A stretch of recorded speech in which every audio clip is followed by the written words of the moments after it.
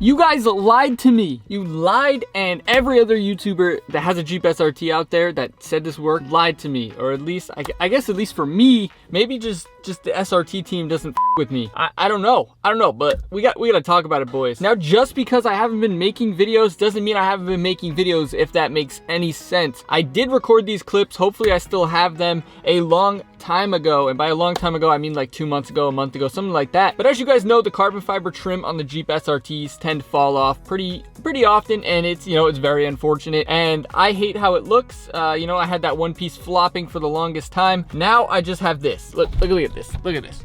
This is what I have on here now, guys. Like, this is just raw, rough looking. I don't even know, it doesn't match up with the carbon there.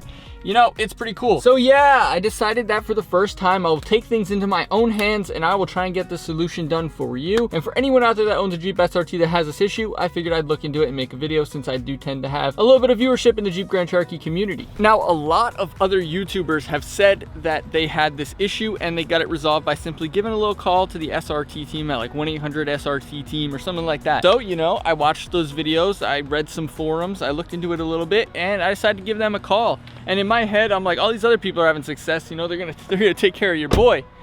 Not the case. Now, like I said, guys, it's pretty bad on mine. Like, luckily I only have the one piece that's kind of fallen off right here, which is this one, which just happens to be like the biggest main one, kind of, which is awesome. It's $600 to replace. So do I want to replace that on my own? I mean, I could, but do I want to? Not really. So it all started by, I gave the SRT team a call for the first time, and in that first call, they had mentioned to me that they're not able to open a case. I need to be transferred to the normal customer service kind of thing to open a case first that can then be escalated to the SRT team. So that sounds easy enough. I mean, I was like, all right, cool, let's get this process going. They say, you know, they have to get it escalated to them, and then they can see about goodwilling it or whatever. I mean, this is obviously a common issue because it happens on every single Jeep SRT. So they probably should just fix this under a guaranteed fix of warranty forever, because this is kind of ridiculous that it happens to every single person and it's still not fixed, and it's impossible to get fixed unless you just pay for it. So, you know, cool. So yeah, they told me that I had to do that, so they transferred me. I sat on hold for half hour or something like that before I finally talked to somebody, and they decided to tell me that, you know, I had to open the case, blah blah blah, and they were like a little confused about what I was saying. I was like, can you just open the case? It's a very common issue on these Jeeps, and whatever, they figured it out. We're able to open the case, sort of.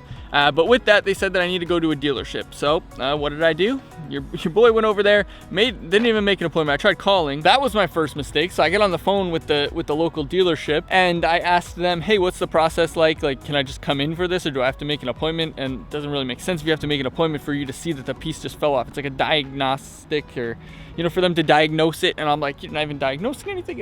It fell off, man. It is what it is. Like, it literally just detached, fell off. And I figured that I should bring it in. And, you know, in my head, I'm thinking this whole time that they're gonna just, you know, take care of this for me, and we'll be good to go. We'll have the Jeep looking nice and shiny on the inside again, and it'll be good to go for the future. Unfortunately for me, I brought it in. They were already confused when I walked in and started telling them about my situation and what was going on, and they were like, all right, whatever. They sent a manager to come look at it. That manager was like, oh, I'm not trying to be a here, but they're probably not going to do anything. I don't know what you're trying to do here for like a warranty. They're not going to warranty this. The thing has 83,000 miles, whatever it was. Me thinking I know what I'm talking about because every other Jeep SRT YouTuber has had this fixed, or has made a video about it, or community post or something about it.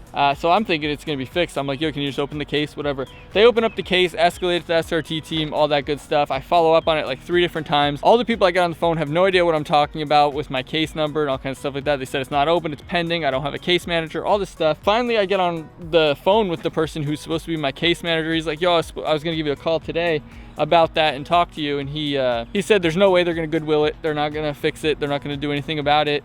He offered, I think, maybe like 20% or 50% or something like that off of the repair for it, but $600 plus all the, like, it's just not worth it, dog. I'm just not going to do it. I'm just going to leave it like that until I get rid of the Jeep one day, because it's at the end of the day, for the price of that, it's not really worth it. Now, I don't know if any of you guys maybe have some connections that can, you know, help me out at a dealership locally, and we can get that thing sorted out, because that's ridiculous. I would buy one used if it was cheap enough, but it's also not really a top priority for me at the moment. But yeah, guys, if you guys have had this experience and were able to get this sorted out, let me know. What did you do? What did you say? How did you finesse them into doing that? Because they basically told me to f off, and you know, I didn't appreciate it, man. I thought I was the Jeep Grand Cherokee. You know how many of these Jeep Grand Cherokees we've sold with the channel? Like, we probably have hundreds and thousands of people out there driving Jeep Grand Cherokees because they saw saw one of my videos back in the day. So, you know, maybe hook your boy up. If someone from Jeep's watching, you know, hey, check out the channel, dude. We got millions of views on Jeep Grand Cherokee videos. I guarantee you we've sold some Jeep Grand Cherokees. So, you know, maybe hook your boy up with a little fix, and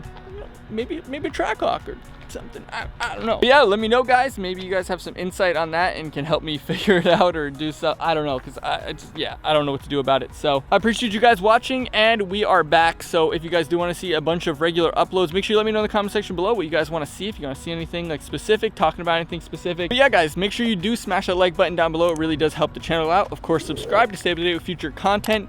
And yeah, I'll catch you guys in the next video. Peace.